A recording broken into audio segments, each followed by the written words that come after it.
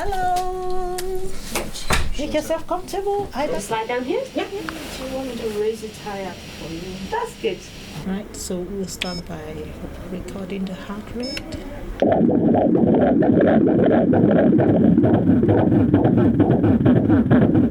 Great. Good reading. All right. So that was 132 beats per minute, which is within normal range. I'm going to start the well-being checks and measurement, starting with the head. This is measuring the diameter of the head now. Yes. And the second one will be measuring the head circumference.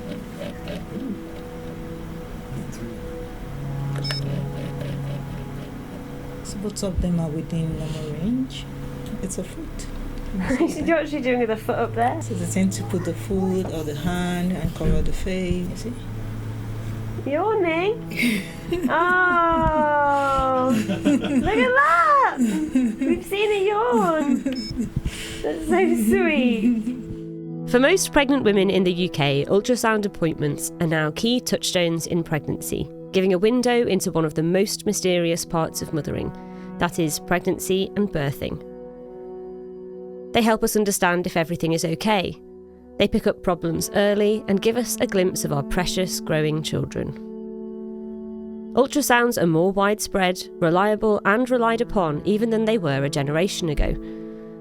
Women in other times would experience their pregnancies purely by touch and feel. Nausea, a missed period. What one 17th century woman, brought to modern readers by the historian Sarah Knott, described as the rising of the apron. Before reliable pregnancy tests too, confirmation of a new life growing would only finally come at the moment of quickening, when the mother feels the baby move inside her. But as we continue to develop technology to aid what has historically been one of the most dangerous processes for both mother and child, is there anything machines couldn't or shouldn't take over?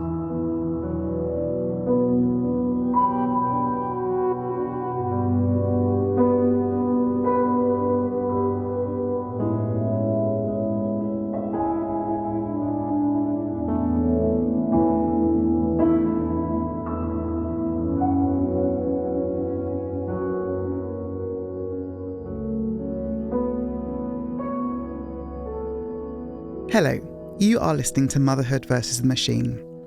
This is a podcast about motherhood, but not just about motherhood, not really. It's about what makes us human, what distinguishes us from machines, what can be automated, and what could never replace the human touch. I'm Chine MacDonald, director of the religion think tank Theos.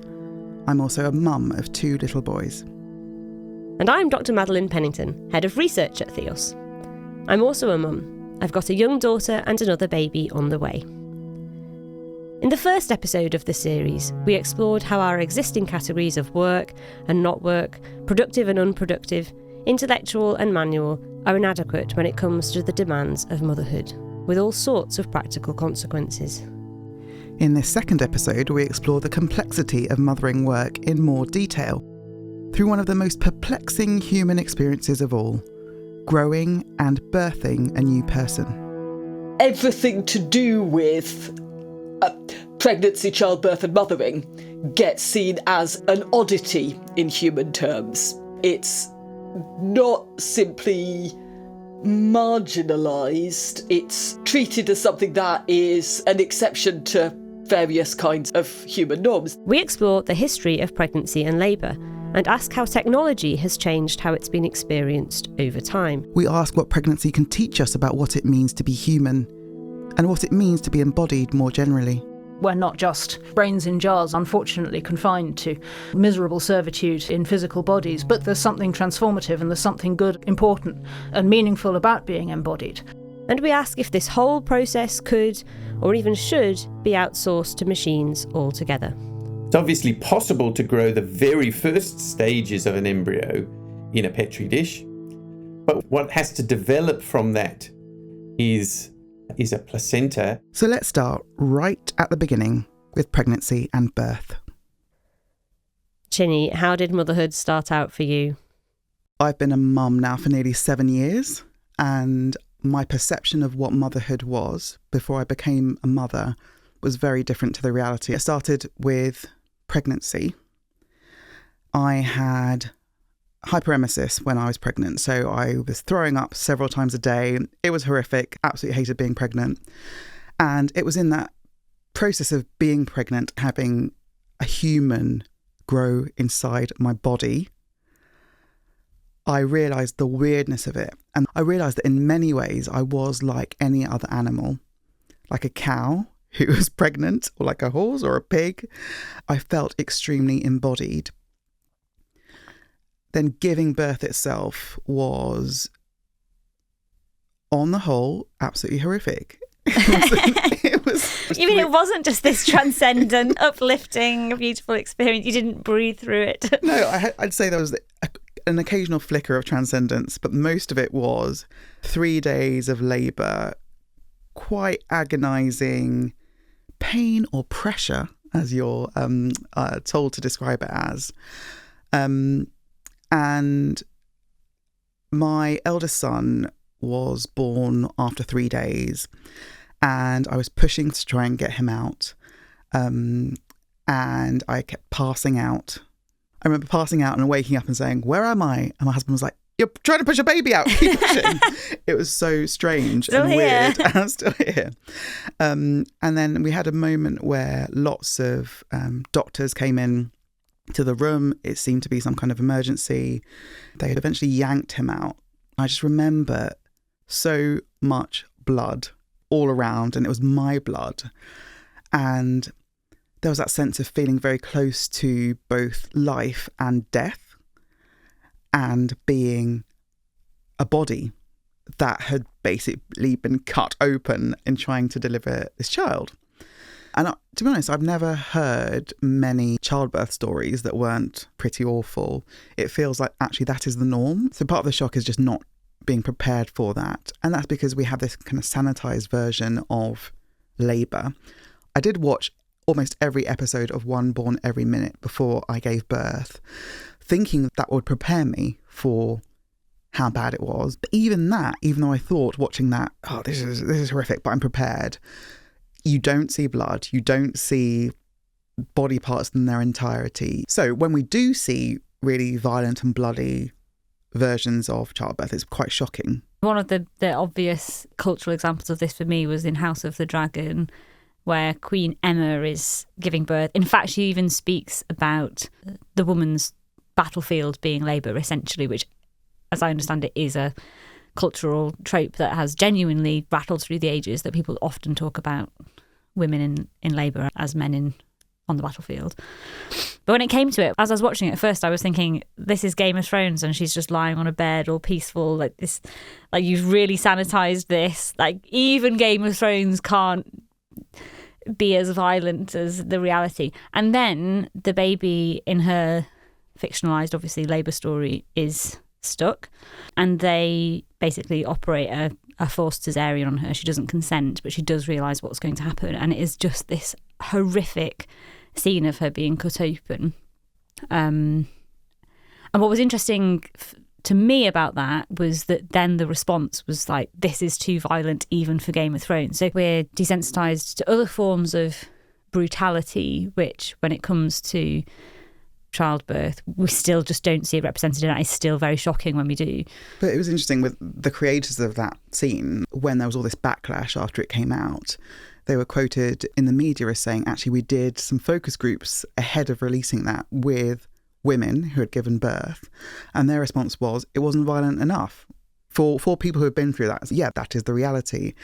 It's also interesting, that taboo thing, in that I think, like, I definitely feel it in myself as well now, that when I'm talking to women who are, particularly when they're already pregnant, you think there's only one way out of that. So you're going to go through it. And I always thought I'd be completely honest, and was quite annoyed when women said, I'm going to tell you my labour story after you've given birth, actually. It was like, no, don't do that. Tell me it now. But I can see where that comes from, because you don't really know what is helpful to share. Absolutely. And yet there is so much in these experiences that I think we can learn from. We can learn about aspects of human nature that I don't think we see as explicitly in any other part of life. What it says about our relationship with our bodies, about the nature of how we suffer, the relationship between us and our children. And even from the child's perspective, the fact that they come from another person's body, maybe it shouldn't just take a direct experience of being pregnant and giving birth to be confronted by these blind spots almost in our assumptions about normal human experience. It's pretty radical. And you know, a lot of scientific research has historically left pregnant women out. And often, and sometimes this is for good and ethical reasons, like a fear of endangering the fetus or the woman herself. But others are because the physiology of pregnancy is just considered too complicated and almost exceptional. I found it telling that you said that you experienced aspects of your pregnancy and labour as weird, when it's actually how we all get here. Like, why is something that's so universally human experienced as something which is sort of alien and traumatic?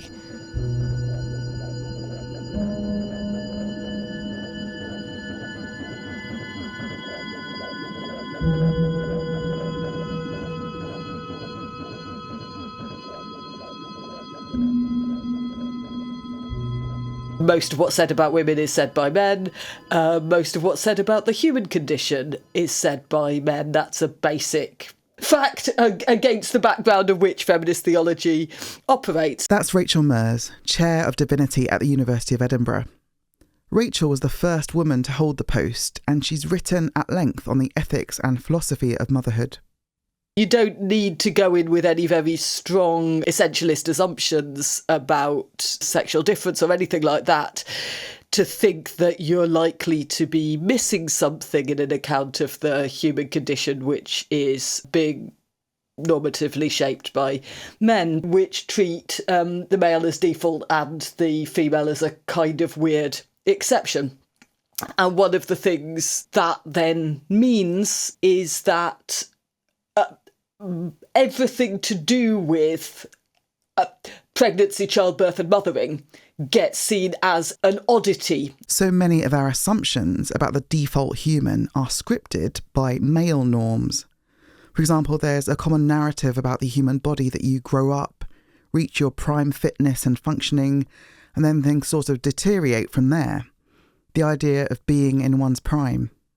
Pregnancy and various other aspects of the reproductive female body just doesn't work like that. There are cycles, there are changes that are not progress along an existing trajectory or decline from an existing peak, but are being jumped into a different path altogether, almost, while actually having bodily continuity. All of that strangeness around the female reproductive body is especially ironic because of the process by which we all come into this world. We often hear that the two certainties in life are death and taxes, but Rachel also reflects on what another, less often acknowledged certainty means for how we view ourselves. That is, that all of us emerge from another person. We are all born. The first thing that we are is a part emerging from somebody else. The first thing that is to be human is only to be able to live in relation and independence on another.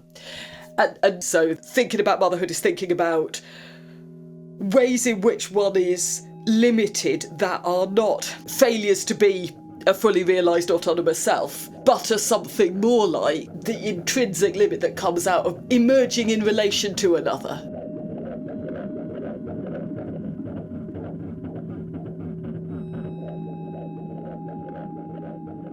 I spoke to Mary Harrington, writer, commentator and contributing editor at Unheard, about the challenge of rediscovering this basic fact that we all experience at birth. Mary herself had a difficult labour which nearly cost her and her daughter their lives. Her getting here was quite dramatic. There was emergency surgery involved and then some complications afterwards. And I'm endlessly grateful to the machine for probably saving both of our lives. It's highly likely that neither of us would have made it, were it not for the machine. But Mary discovered something else going on, quite unlike anything she had experienced before, in the same moment of crisis.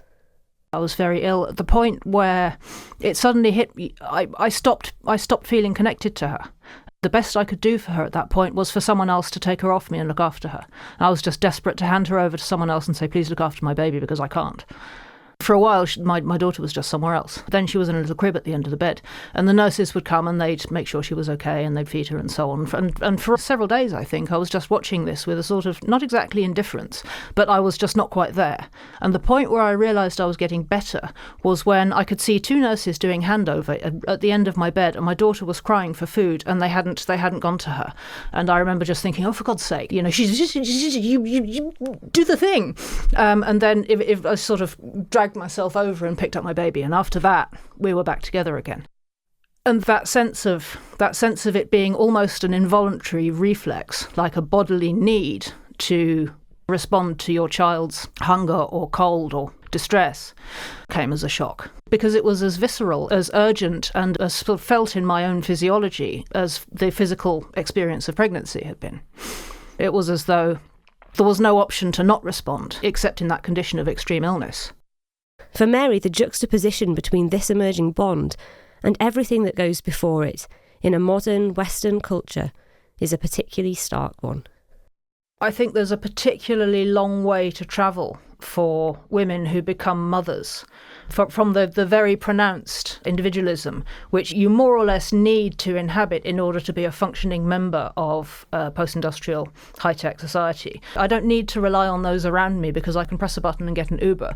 I can press another button and cause food to arrive. I can press another button again and obtain companionship. And what came as such a shock to me is that it's very inadvisable to try and be a mum along those axes, because everything that you do is not from a place of control, but from a place of acceptance that in a very fundamental way you're bound by the needs of somebody else, and you also have to go a long way towards the other, this baby who can't say what I need from you right now is X, because they've only been out of your womb for however many weeks. That inner movement towards an entirely dependent baby is so radically at odds with the way that the modern Western individual functions that it can be an acutely painful transition for new mothers. In a sense, the whole point of your AirPods and your scrolling and all the sort of emotional and financial carapaces that we have around ourselves are to protect yourself from having to be open to surprise and open to the other and the unexpected. The whole point is to insulate yourself from contingency.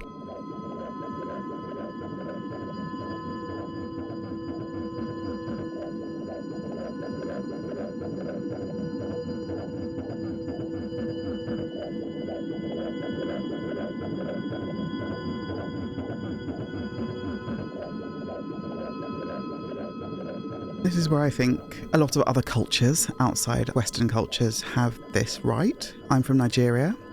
I'm from the Igbo tradition ethnic group in the southeast of Nigeria. And there we have something called omugwo, which is where after you've given birth, your mother comes and stays for 3 months with you in the house and in effect feeds you and looks after your baby while you have a lie down, right? It's a recognition that this is a really big thing and that you need to rest. You need to readjust to this kind of life-altering thing that's happened. There are other cultures like in China where there is this period of rest and recovery for women. And actually I was really fascinated to find out that we've had some of those rituals in England too for a very long time. There's a ritual that the journalist and writer Lucy Jones reflects on in her book Matrescence. And I was talking to my dad, who's an Anglican priest, about rituals, and he told me about the churching of women. It's a ceremony that gives thanks for the woman surviving childbirth, and it was discontinued in the mid-20th century. It's found in the Book of Common Prayer. For as much as it hath pleased Almighty God of his goodness to give you safe deliverance, and have preserved you in the great danger of childbirth, you shall therefore give hearty thanks unto God, and say, Dilexi quoniam, I am well pleased, that the Lord hath heard the voice of my prayer, that he hath inclined his ear unto me. Therefore I will call upon him as long as I live.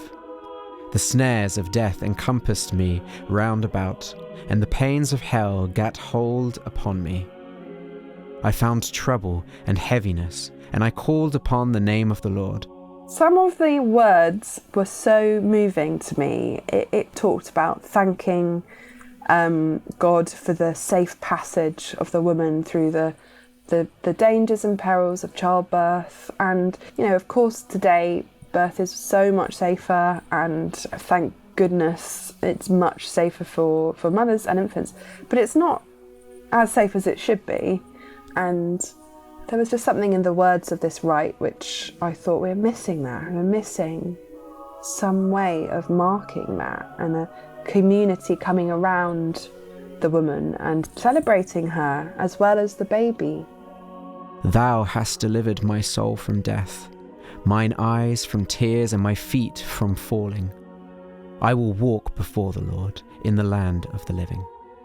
It's like a birth can be like an opening, and sometimes women are walking around and the wound is still fresh and sore and open, and it's like there's no space to express these experiences or these feelings. And we're social animals. That's how we get through life, is through storytelling and holding each other and eating together. And it feels that there isn't this kind of closing ceremony, or this. And in Mexico they actually have the closing of the bones ceremony of and the wrapping of the belly. It just feels like we're so lacking that.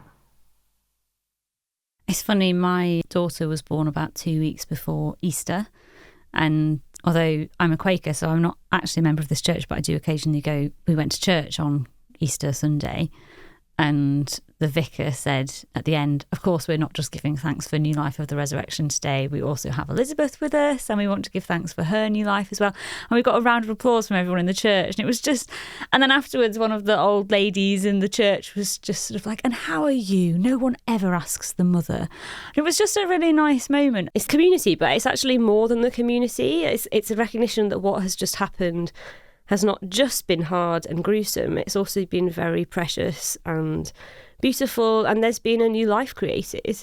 That is actually amazing that we can do that the human body can recreate itself. And it does feel transcendent or mystical or magical even. I think my actual feeling when I first saw my daughter after birth was like this is like seeing a unicorn or a fairy or an angel or something, when you're like, I've heard these exist, but I didn't know it would be this real. It starts to make new sense for me of when people see angels in the Bible, and the first thing that angels say is, do not be afraid or fear not. And actually that's such a recognition of the psychology of feeling awe, that it's actually quite scary to see something that you knew existed or you thought might exist, but you didn't really quite believe it existed until you saw it, and suddenly they're there and you have to care for them. So yes, there is this sort of fear and danger and pain in labour, but there's also this sense of being lifted out of the ordinary, seeing what a person is through a new transcendent lens, just seeing how precious and extraordinary each ordinary human life really is.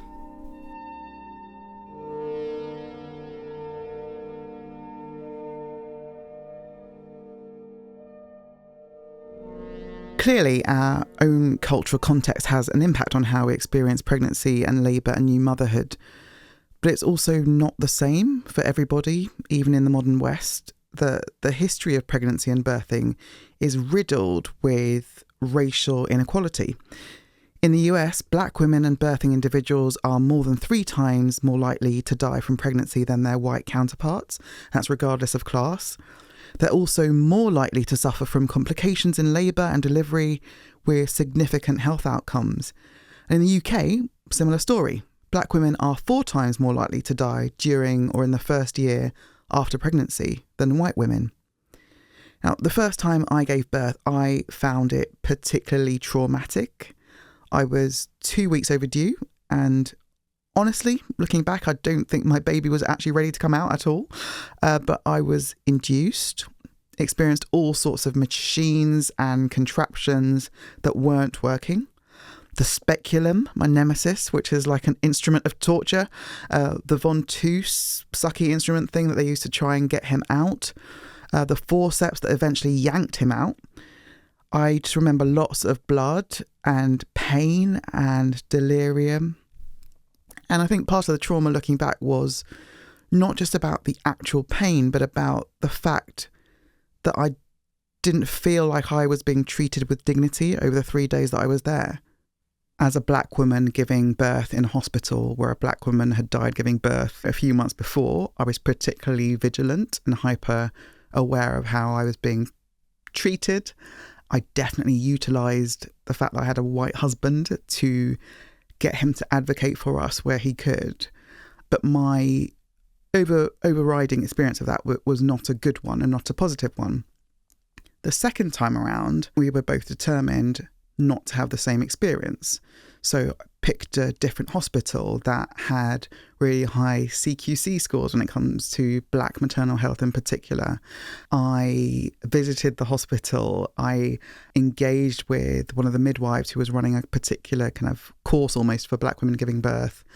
And I did a lot of positive birthing practice leading up to it. I had a much more beautiful experience the second time round. It was still a longish labour. It was still a lot of pain or pressure, but I remember it positively. I remember the kindness with which I was treated by the midwives. So it's not just about the physical experience, it's about what surrounds it. Part of the shock is how women are treated in that situation as if, yeah, it's painful, get over it. Women have been giving birth for millennia. Why are you being so weak? Why can't you handle this pain? And they're kind of almost shrugging off of the fact that for this particular woman giving birth on this particular day, probably for their first time, they're in shock because no one has ever spoken about how it's going to be. In May 2024, a parliamentary report was released on the impact of negative care around childbirth. The report was introduced and led by Theo Clark MP, drawing on her own experience of birth trauma. My campaign began several months ago when, following my return from maternity leave, I decided to share my own story of birth trauma. This is the first time I've ever spoken about this in Parliament, and it's probably the most personal speech I will ever give as an MP. Last year, I had a very traumatic birth at my local hospital in Staffordshire. After a difficult 40 hours of labour, I began bleeding very heavily after delivery. I spent over 2 hours awake without a general anaesthetic, and I could hear them talking about me, and obviously it was not looking good. It was the most terrifying experience of my life. My honourable friend give way. Yes, I'll give way. The inquiry received more than 1,300 submissions from people who had experienced traumatic birth, as well as nearly 100 submissions from maternity professionals. And it described what it heard in those stories as harrowing. Submissions described instances of stillbirth, of lifelong conditions caused by mistakes made before and during labour, and a widespread lack of compassion in maternal aftercare. And in the inquiry's own words, quote, women from marginalised groups, particularly those from minoritised ethnic groups, appear to experience particularly poor care, with some reporting direct and indirect racism. We've heard how important a recognition of intrinsic interdependence is for all of us, but we are failing in our duty to one another. Ironically, this is demonstrated especially by the experiences of new mothers and babies, at just the point that interdependence is felt most deeply.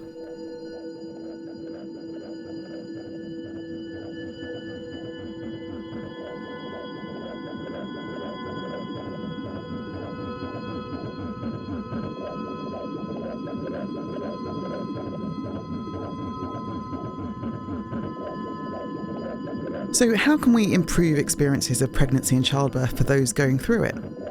As we've heard, a lot depends on the relationships and networks that we have around us, but there's also a certain amount of inevitable physical challenge, change, and even danger. What's the role of machines in helping with that? Machines have been nothing short of transformative when it comes to the safety and comfort possible through pregnancy and childbirth. But where could technological advancement lead in future? In the 2023 film, The Pod Generation, we follow the story of the young married couple, Rachel and Alvy, as they have their first child via a pod rather than via a natural pregnancy. Women are reluctant to have children because it's not made convenient. We want them to pursue their careers and dreams. Maybe I'm just not ready to be a mother. You know, no one's a mother just like that. You become one.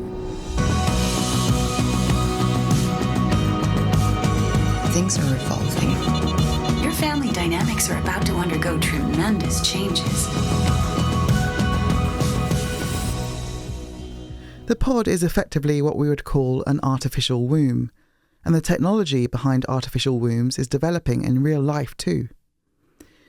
In 2017, a research team at the Children's Hospital of Philadelphia extracted a lamb fetus at the human equivalent of 23 weeks gestation and successfully grew the lamb for around a month until its lungs were developed enough for it to breathe air. Human trials may be possible within a few years. Broadly, you can divide artificial wombs into two different types. That's Professor Dominic Wilkinson, medical ethicist and neonatal intensive care doctor. He gives his thoughts about whether pod generation could one day be a reality. One is something that would enable gestation from the start of pregnancy. That's sometimes called ectogenesis, genesis as in creation. That is, the creation of life from its very earliest stages outside the human body. And then the different possibility is the possibility of transferring a partly developed fetus from inside a human body into an artificial womb. That's called ectogestation. The recent scientific developments have all been in relation to the second, so ectogestation. And what they've been focusing on in animal models are taking perhaps a little bit more than half developed fetal sheep in particular in the animal models and transferring them from the mother sheep's womb to an artificial womb where they could then be supported for a number of weeks in the studies before then being delivered. Still prematurely, but delivered. That's critically relevant for women delivering extremely premature babies who are just halfway through a normal 40-week pregnancy. So at 22 or 23 weeks gestation, so for nearly 5 months prematurely, those are very tiny, very immature. Their lungs are very, very underdeveloped. And because of that, there are many complications of being born so early. It's nowhere near as being as good as continuing in the womb. So imagine instead of this baby being born at 23 weeks and then going on a ventilator and in one of our incubators, the baby is transferred to an artificial fluid-filled environment where nutrients are able to go through their belly button into their bloodstream. They don't have to breathe yet because babies don't breathe before they're born. And if they could be supported and grown in that for even a few weeks, that would potentially significantly improve the baby's chances. To put some numbers on it, a baby born at 22 weeks would normally have about a 1 in 5 chance survival rate, on top of many complications and a long period in the intensive care unit. But with these artificial wombs, the baby is able to stay in the womb for 4 extra weeks, so to get to 26 weeks. The baby's chance of surviving to get home is now something much more like 80%.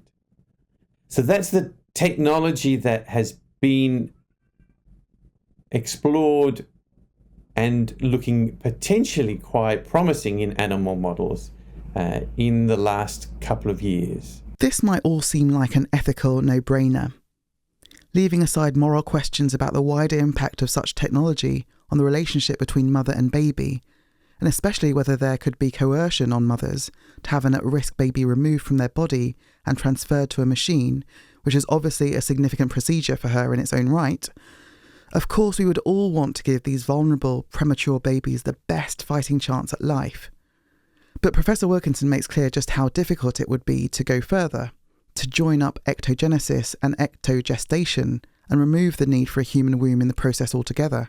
The idea of taking a baby and supporting them outside the mother's womb in this artificial fluid-filled environment for a few weeks looked technically feasible. The idea of being able to replace the uterine environment for the whole of pregnancy from very early on through to birth looks technically exceptionally challenging. we're evolved as mammals to grow and nurture our infants. But I think there's no realistic possibility of that being replaced by machines in the short to medium term. This is in large part because the actual interface between the mother and the fetus is incredibly complex and intricate. So imagine you've got a petri dish with a teeny tiny embryo in it. That it's obviously possible to grow the very first stages of an embryo in a petri dish.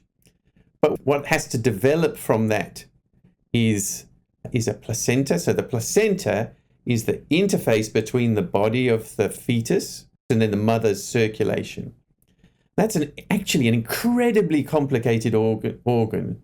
It develops this incredibly complex network of blood vessels that allow nutrients, oxygen, to cross from the mother's bloodstream into the fetus's bloodstream, and vice versa, for the fetus to be able to excrete via the placenta and then out through the mother's kidneys for things to be metabolized by the mother's liver. Certainly, there's nothing that I've seen that looks capable of doing that. What the placenta is doing, in a sense, with a moving target, is incredibly complicated.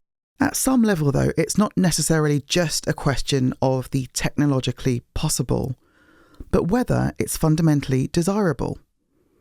Films like The Pod Generation, and even before it, novels like Brave New World, show that the idea is already a source of cultural fascination. What do our technological ambitions to export pregnancy and birthing into machines tell us about our wider society? And what might these processes teach us about ourselves? In a sense, the exo-womb is a powerful cultural trope because of the picture it paints of being able to externalise even that most visceral experience, and to technologise that and take that out of this site of ambivalence, which is a pregnant body, and turn it into something which can be separated and sold and controlled and technologised in all of those ways which are very appealing. That's Mary Harrington again. She suggests that underlying the more aspirational applications of this technology is a mistaken assumption that pregnancy is just a functional process to grow a new body, rather than a relational process between parent and child. Pregnancy doesn't just create a baby, pregnancy creates a mother. And this hypothetical question of exowombs tends to shoot past the way pregnancy creates a mother, or even very straightforwardly to treat that actually very visceral neurophysiological process of being created as a mother as a problem to be solved. Because it's physically arduous. It's sometimes painful. It's highly risky when it comes to childbirth. Perinatal mortality used to be a great deal higher than it is, and there's another reason to be grateful to the machine. But the physiological process that you undergo is irreversible. It changes your brain chemistry. It changes your hormonal profile. It changes the way you respond to other people. It changes particularly the way you respond to infants. And those things are irreversible. It's transformative at the level of physiology and not just at the level of what the obligations and intimate relationships you subsequently have. Mary also spoke about the Christian understanding of the incarnation as a lens through which to reflect on the importance of this bodily process. So many of those things that we think of as profoundly human have a visceral, embodied component. One of the things I find very powerful about the Christian account of the human condition is precisely its incarnate nature. We're not just brains in jars, unfortunately confined to miserable servitude in physical bodies, but there's something transformative and there's something good, important and meaningful about being embodied. There's a powerful message there for mothers to say that actually leaning into that visceral experience of motherhood, it's not an unpleasant or frightening imposition, for all that childbirth can sometimes be risky. Leaning into that sense of being both animal and also spirit is it's part of who we are, and it's part of the human condition, and it's beautiful and wonderful. But actually, there's something quite magical and very profound that happens for the baby when they are born. And that's Dominic Wilkinson again. It's not just that they change place, but their whole circulation changes. Their blood actually bypasses the lungs, goes out through the belly button blood vessels and through this amazingly complex, rich, fascinating organ, the placenta, and then back into their bloodstream. That's completely different from the way the blood circulates once you're born. Before birth, everything comes to the baby through the mother, even oxygen. Their lungs aren't built to be breathing yet. Their gut isn't prepared to take milk, but they need oxygen and nutrition to survive. And if they're born at this point, then they have to be cared for in a way they're not really made to be. If we could support these extremely premature babies in a way that's more close to what happens in the mother's body, then that potentially is transformative in terms of those babies' chances. So the process of being born is not only metaphorically rich, as many poets, philosophers and theologians have drawn out through the ages. It also involves a metamorphosis of sorts. It's not just moving from place to place. It's also deeply, fundamentally about the relationship between parent and child. Within newborn intensive care, what we've moved over the last couple of decades is to what's often called developmental care or developmentally sensitive care, that is trying to meet the baby's developmental needs in a way that's closer to what might happen in the womb. For example, within the incubator, nurses will do what's called nesting. So they create a cocoon around the baby of blankets, rolled up blankets and covers that actually the baby finds incredibly soothing to be held and supported. They also try to maximise the amount of skin-to-skin time. So kangaroo mother care, where premature babies are nursed often for very long periods of time on their mother's chest after they've been born.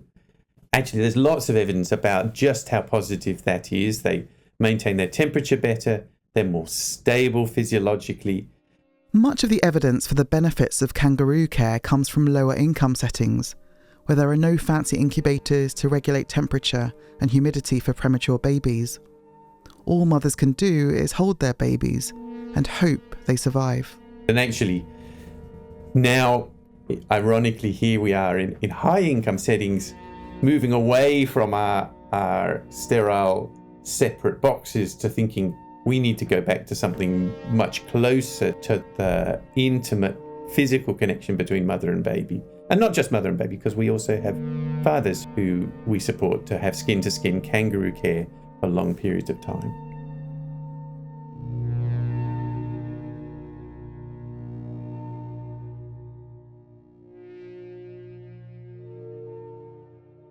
I have learnt a lot in this episode about birthing and pregnancy, even though I went through both myself. But there's so much more that it can teach us. But there is something that has been niggling at me throughout, which is, what about non-birthing mothers and what about dads? Yeah, I think part of the tension of the whole topic is wanting to recognise, as we said at the start of the series, that there are particular experiences which aren't given voice or recognition in society. They're often the more embodied elements, particularly in early motherhood. But at the same time, the reality is that there are so many people in society that are actually taking on mothering roles. And many people who are mothers, who are parents, won't have had all the experiences that we've covered today.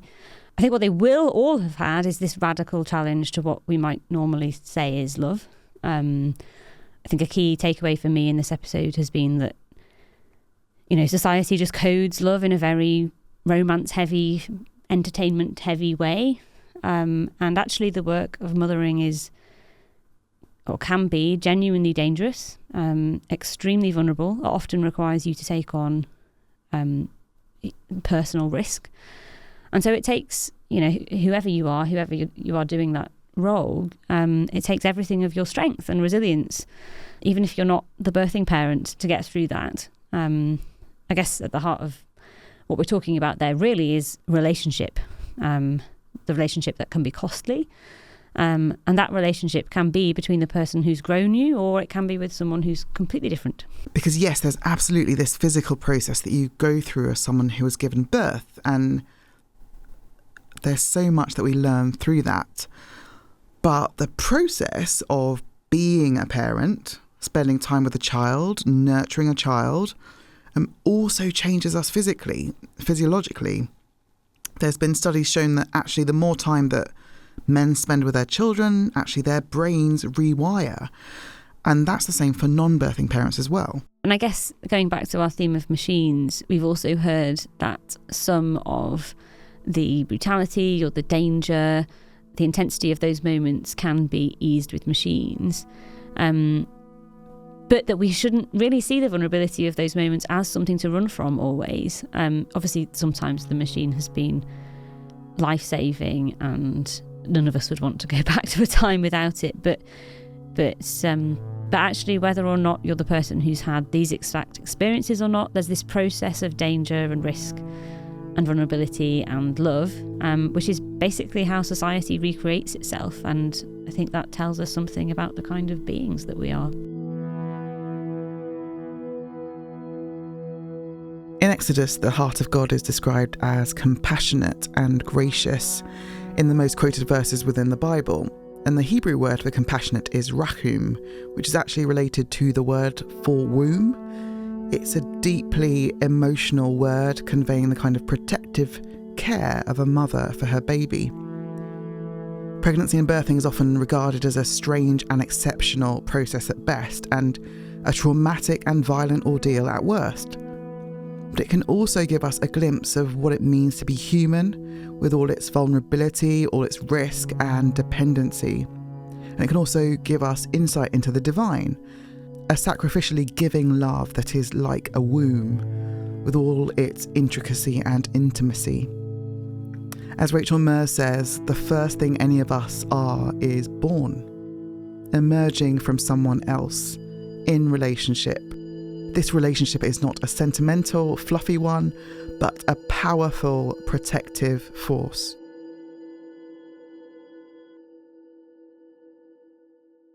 In our next episode, we'll pick up on one of the most controversial aspects of modern mothering today. That's right, feeding. We are so culturally confused and contradictory about the maternal body, the birthing body, breastfeeding, breast milk.